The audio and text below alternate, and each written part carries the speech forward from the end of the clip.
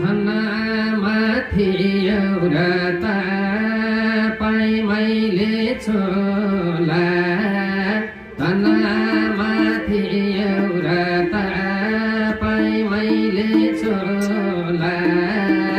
9-10 महिनाको खुमा बोक्दा कस्तो भयो होला कस्तो भयो होला धनमाथि एउटा पाइ मैले छोला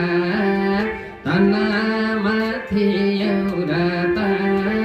पाइ मैले छोला